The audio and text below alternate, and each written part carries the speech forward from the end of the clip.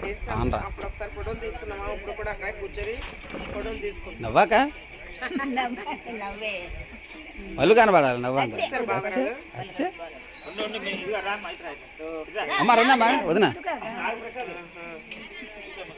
అలాగే అలాగే నిన్నే అడిగింది, వదిన అడిగింది.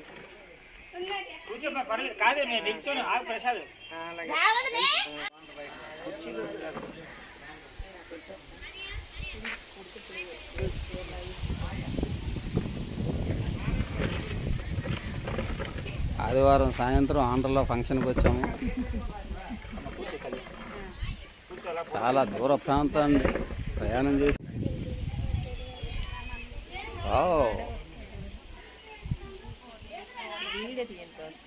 వీడియో అవుతుందమ్మా.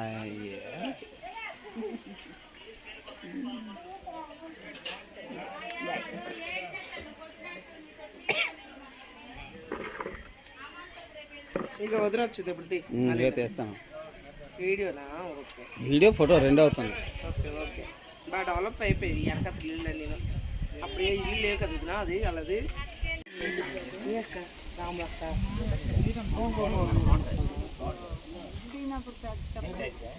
ఇప్పుడు ఇదా? అంతా బాగుంది కానీ ఆదివారం మీరే దేవుడి దగ్గర రావటం లేదు ఇంకా రాలేదు మరి ఎందుకంటే మేము చెప్పేది మతాల కోసం కాదు కానీ ఒకే ఒక్క మార్గం. ఇప్పుడు మనం భూమికి సంబంధించిన వాళ్ళు కాదు, అంటే మనుషులందరూ ప్రతి మానవుడు కూడా భూమికి సంబంధించిన వ్యక్తులు అయితే కాదు. మనం అందరు ఈ భూమిని వదిలేస్తే మనల్ని పుట్టించిన దేవుడి దగ్గరికి వెళ్ళిపోవాలి. కూర్చో వదిన కూర్చో. లేదు లేదు పర్లేదు లేదు అనే అందరూ ఈ భూమిని వదిలేసి వెళ్ళాలి. చూసా మన పూర్వీకులు అందరూ వెళ్ళిపోయారు కదా, ఉన్నారు అంటే వెళ్ళిపోయారని మనకు తెలుసు కానీ ఎక్కడికి వెళ్ళారో మనకు తెలియదు.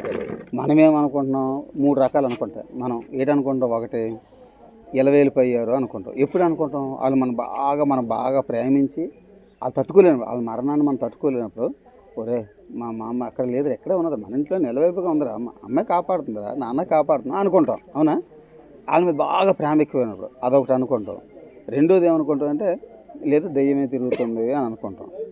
ఒక గాలికి ఏదో కట్టన ఊగిందని కాదు, మేమంటే చాలా ఇష్టం వచ్చేసింది గాలి అని అనుకుంటాం రెండోది. మూడోది ఏమనుకుంటే ఇంకా అక్కడ మా కడుపులు పుట్టింది, మా కూతురు కడుపులు పుట్టింది అని అనుకుంటాం. ఈ మూడు ఆలోచనలు కూడా తప్పు. ఎందుకు తప్పు అంటే చెప్తాను ఒక విషయం.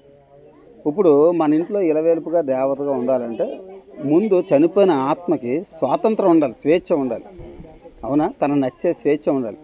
ఒకరు నిజంగా తనకు నచ్చే స్వేచ్ఛ కనుక ఉన్నట్టయితే ఇక్కడ ఇలవేలుపుగా మన దగ్గర ఉండిపోయి కానీ మనకు కనబడుతుంది కదా, మన కష్టాలు కనబడడం. కానీ మన కష్టాలు బాధలు, నిన్ను పలానా మోసం చేస్తానట, నిన్ను ఇలాగ దగా చేస్తున్నాడు, నువ్వు ఇలా కష్టాలు అన్నీ ఆదుకుంటారు కదా. ఇవేవి అంటే చచ్చిపోయిన వాళ్ళు ఎప్పుడు ఎవరితో మాట్లాడినా ఇదేం లేదు. కాబట్టి చచ్చిపోయిన వాళ్ళు దేవత అయిపోతారు, మనల్ని కాపాడుతారు, ఇలవేలుపుగా ఉంటారంటే అది మన భ్రమ, మన ఊహ తప్ప అది నిజం కాదు. ఇది ఒకటి. రెండోది దెయ్యం అయిపోయింది అనుకుంటారు. ఒక దెయ్యం అయిపోతుంది. ఉదాహరణకి హత్యలు జరుగుతుంది, చాలామంది చంపేస్తారు. ఇప్పుడు నేను ఒకరిని చంపాను అనుకో, అది నిజంగా దెయ్యం అయిపోయినట్టయితే వెంటనే అనుభవం చంపాలి కదా. ఇప్పుడు నాకు ఫ్యామిలీ ఉంటుంది కదా, నిజంగా ఒక వ్యక్తి దెయ్యం అయితే ఈయన చంపేసిన తర్వాత నేను ఇంటికి వెళ్తాను కదా, అది నా వెనకాతలు వస్తే నా ఇంట్లో సభ్యులు ఎవరో ఉంటారు, వాళ్ళు ప్రవేశించి వాళ్ళ ద్వారా నన్ను పొడిచేవచ్చు కదా. అదేం జరుగుతుందా అంటే ఒకరిని చంపితే ఆయన ఎవరు చంపారంటే ఎవరికి తెలియటం లేదు. పోలీసులు ఎన్ని పాటలు పాడుతున్నారు, ఎన్ని ఇబ్బందులు పడుతున్నారు. నిజంగా చచ్చిపోయినట్టు దెయ్యం అయ్యే అవకాశం ఉంటే పోలీసులు పనే ఉండదు. వాళ్ళే చెప్తారు నన్ను పలానోడు చంపేశాడని. వాళ్ళు చెప్పడం కదా, ఆడి చంపేస్తాడు. అవునా కదా? మరి చంపినోడు హ్యాపీగా తిరుగుతున్నాడు. అవునా? అంటే అర్థం ఏంటి, చచ్చిపోయిన వాళ్ళు దెయ్యం అయ్యే అవకాశం కూడా లేదు. మరి దెయ్యాలు పడుతున్నాయి. చచ్చిపోయినాడు ఆ పొల్లమ్మో ఎల్లమ్మో ఏదో చెప్తున్నారు కదా. ఇదేంటంటే మనిషి భూమి మీద పుట్టక మునిపే దూతలు ఉండేవారు, దేవదూతలు ఉండేవారు. మనిషి లేక మునిపే వాళ్ళు మనుషులను మోసం చేయడానికి చచ్చిపోయిన ఏ మనిషి అయితే సమీపంలో దగ్గర చనిపోతారో వాళ్ళ పేర్లు పెట్టుకొని ఇంకోరు మనుషులు పడుతూ ఉంటారు. ఆ పట్టడం వల్ల ఏమైపోతుందంటే అమ్మో ఇప్పుడు ఉదాహరణ చూడండి, నిజమైన దేవుడు యేసుప్రభువే. మనకన్నా దెయ్యాలకు ఎక్కువ తెలుసు. ఇప్పుడు మనల్ని దేవుడి దగ్గరికి వెళ్ళనివ్వకుండా చేయడమే దెయ్యాల ఉద్దేశం. ఇప్పుడు ఏం చేస్తే నువ్వు కొత్తగా చర్చికి వెళ్తున్నావు అనుకో, ఆ దెయ్యాలు వెంటనే దగ్గరకు వస్తాయి. ఎలాగొస్తాయి? కళ్ళలోకి వస్తాయి. కళ్ళలోకి ఎలాగొస్తాయి? చచ్చిపోయిన మా అమ్మో నాన్నో నానమ్మో మనకి ఎవరైతే బాగా ఇష్టం వాళ్ళ రూపంలో వచ్చి, ఏరా నాయన అప్పుడే నన్ను వదిలేసారా, నాకు మూలలో పెట్టడం మానేసావా, బట్టలు పెట్టడం మానేసావా, అప్పుడే మీకు దూరం అయిపోయావా, బరువు అయిపోయావా అంటే కళ్ళలోని మనం అనుకుంటాం నిజంగా వాళ్ళు మా అమ్మ వచ్చేసింది కదా మా నాన్న వచ్చేసాడు మనం అనుకుంటాం. నిజంగా వాళ్ళకి చనిపోయిన తర్వాత ఒక మనిషి మరలా ఆత్మరూపంలో భూలోకానికి వచ్చే అవకాశం ఉంటే అలా చచ్చిపోయి బెటర్, హ్యాపీగా తిరగచ్చు, జబ్బులే ఉండవు కదా. కానీ చనిపోయిన ఒక వ్యక్తికి అవకాశం ఉండదు, స్వాతంత్రం ఉండదు, మరలా భూమి మీద రావడం స్వాతంత్రం ఉండదు. అయితే చనిపోయిన తర్వాత పాతాళానికి వెళ్ళాలి, అక్కడ బంధించబడతారు, బాధలు ఉంటాయి చాలా భయం. ఈ భూమి మీద ఏ మనిషి ఎప్పుడు కూడా భరించలేని బాధలన్నీ అక్కడ ఉంటాయి, అందుకే దాన్ని నరకం అన్నారు. భరించలేం, అక్కడ తిరిగి రారు, తిరిగి వస్తే అక్కడ బాధలు లేనట్టే కదా, కానీ తిరిగి రారు, అదే బాధ. తీరా చూస్తే చనిపోయిన తర్వాత ఏమవుతున్నారు, అక్కడికి వెళ్ళిపోయిన తర్వాత అక్కడ నిజదేవుడి గురించి తెలిసిపోతుంది. నిజదేవుడు ఎవరాలు తెలిసిపోయి అయ్యయ్యో భూమి మీద నాకు ఎన్నిసార్లు చెప్పినా నేను వినిపించుకోలేదు, మొద్దులాగా మూర్ఖుడిలాగా ఆలోచించాను, ఏటిలాగా ఆలోచించానని అప్పుడు ఆ దేవుడికి అంటాడట, దేవుడా నేను బతికినట్లే ఇక్కడ నా కుటుంబ సభ్యులు ఉన్నారు, 5 ఉన్నారు, నేను వాళ్ళకి నేర్పిసి వచ్చాను, మన ఆచారం ఇదిరా, మన భక్తి ఇదిరా, మన దేవుడిదిరా, మన పూజలు ఇదిరా నేర్పిసి వచ్చాను. అవి చేయడం వల్ల ఎక్కడికి వస్తాను, నరకానికి వస్తున్నాం, నాకు ఇక్కడ తెలిసింది వాళ్ళు తెలియటం లేదు. వాళ్ళకి ఎలాగైనా సరే తెలియపరచు దేవుడా, ఎలాగైనా తెలియపరచు, వాళ్ళు ఎక్కడికి రాకూడదు, నువ్వుండే స్వర్గానికి రావాలి నాయన, వాళ్ళు రాకూడదని అక్కడ ఏడుస్తున్నారు. వాళ్ళు ఎందుకు, వాళ్ళు మనకి ఏదైతే నేర్పించారో, ఇదిగో 5 మంది దేవుడా, ఈ దేవత, ఈ పూజ నేను ఏదైతే నేర్పించారో అది తప్పని అక్కడ గ్రహించి వాళ్ళు ఏడుస్తున్నారు. ఇది మనకు తెలియటం లేదు. మనమేమనుకుంటాం, వాళ్ళు మూలలో బట్టలు పెట్టకపోతే, దేహం పెట్టకపోతే వాళ్ళు బాధపడతారని, వాళ్ళు బాధపడతారేమో అని ఎలా చేస్తాను, వాళ్ళు అలా బాధపడుతున్నారు.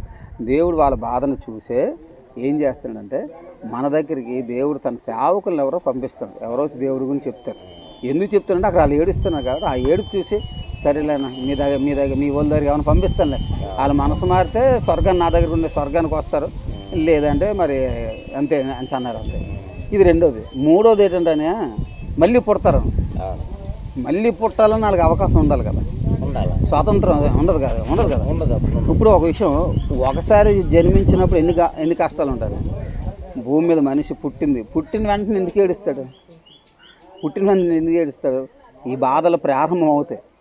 అయ్యో ఆడు పుట్టకముందు ఎక్కడ ఉన్నాడు, ఆడు మనిషి పుట్టకముందు స్వర్గంలో ఉన్నాడు, స్వర్గం నుండి భూలోకానికి వచ్చాడు. స్వర్గంలో అన్ని సుఖాలే, సంతోషాలే, కోపం లేదు, ఈర్ష్య లేదు, ద్వేష లేదు, అహంకారం లేదు, ఏది లేదు, గొప్ప స్వచ్ఛమైన ప్రేమ ఉంది, సంతోషం ఉంది, ఆరోగ్యం, చావు లేదు.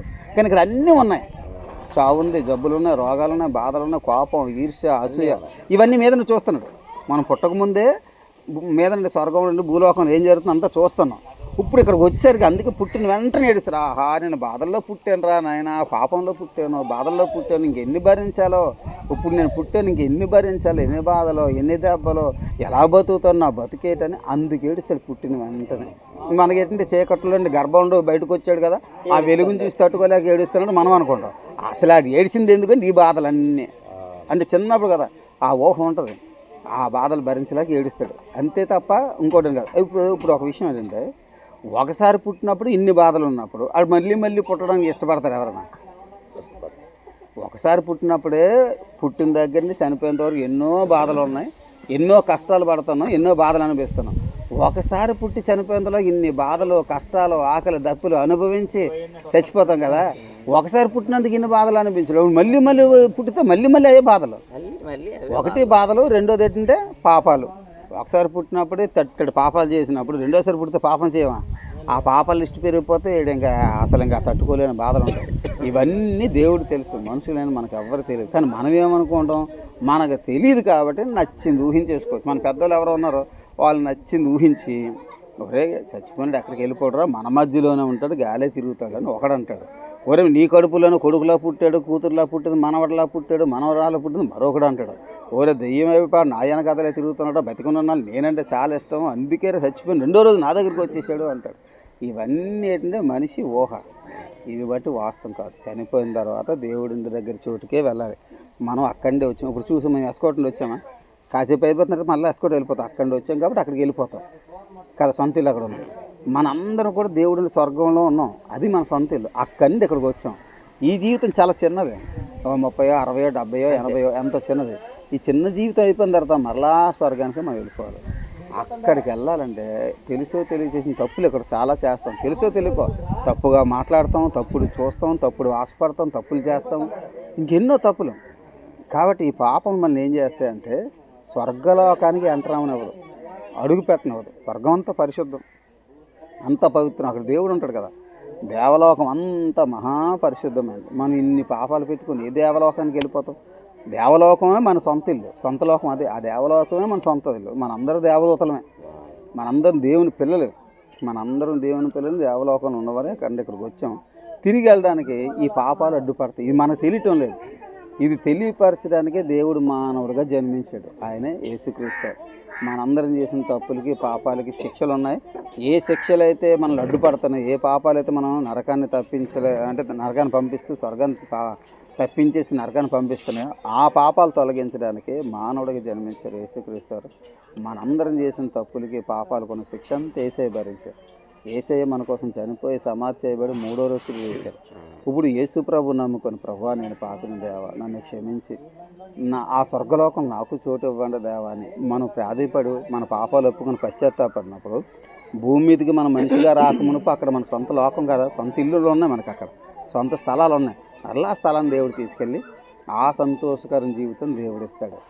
ఇది మనకు తెలియదు కాబట్టి తెలియపరచిన మానవుడిగా వచ్చి ఆయన ప్రాణం పెట్టి ఆయన శిష్యుల్ని ఏర్పాటు చేసుకొని ఆ శిష్యులకి ఈ విషయాలన్నీ చెప్పి దేవుడు చనిపోయిన తర్వాత మరలా 3వ రోజు తిరిగి లేచారు.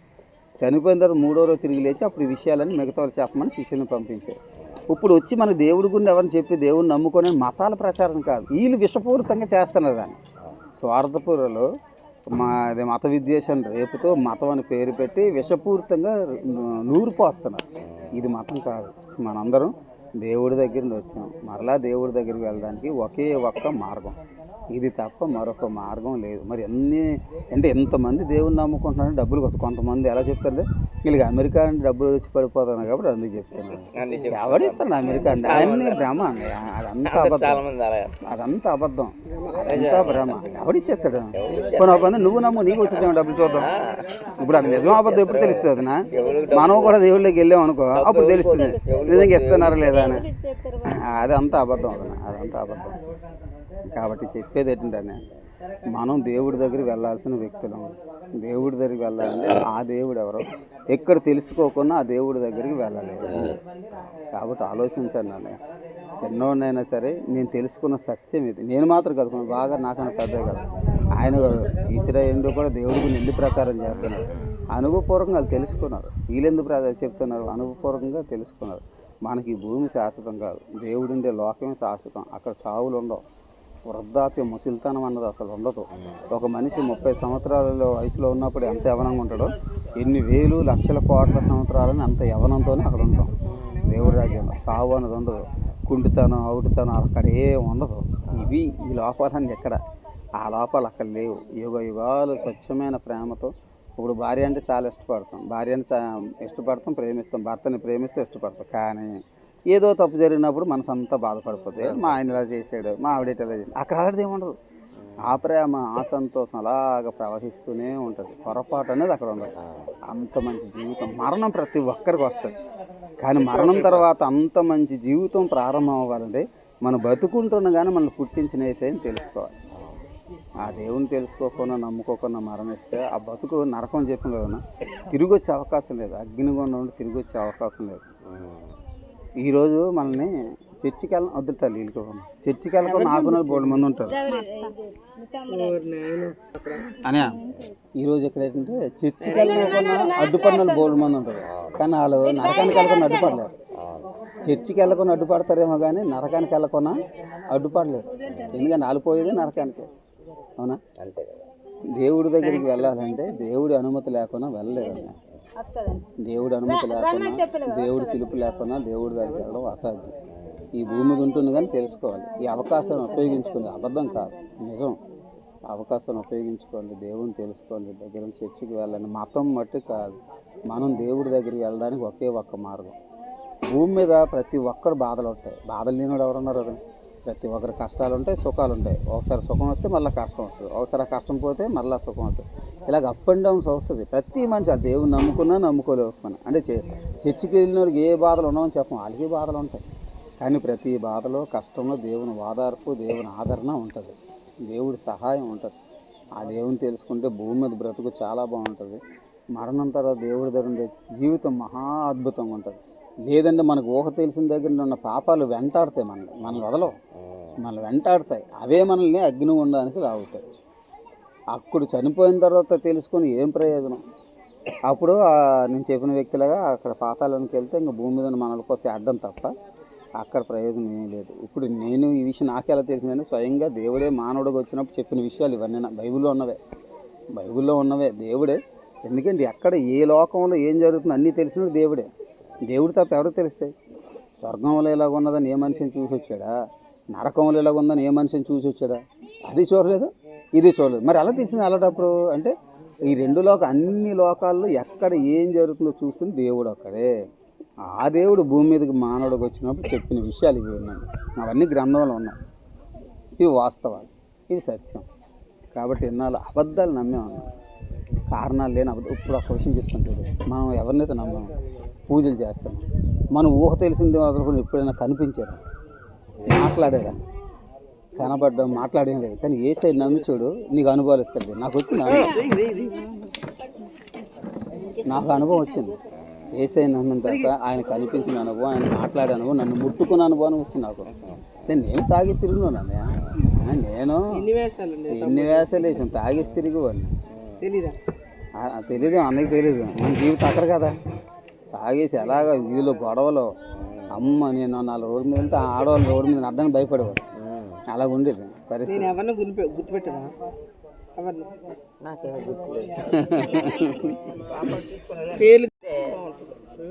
దేవుడు మీకు మీ మనసులో మారుతాడు. ఇప్పుడు కొన్ని విషయాలు వేరే వాళ్ళు చెప్పితే ఒకలా ఉంటుంది, సొంత వాళ్ళు చెప్పితే ఒకలా. అది సొంతోడు అంటే నా మంచిని కోరేవాడు కాబట్టి చెప్తాను. తాగేసి పడిపోయింటే భార్య ఏడుస్తుంది, కానీ ఆ భర్త పడిపోయింటే భార్య పడితే భర్త ఏడుస్తారు. కానీ పైరాళ్ళు అందరూ ఏడుస్తారా? వాళ్ళు నవ్వుతారు, వాళ్ళు పట్టించుకుంటారా? అలాగే కుటుంబం అంటారు కదా, చెప్పింది వాస్తవం, నిజముంటుంది.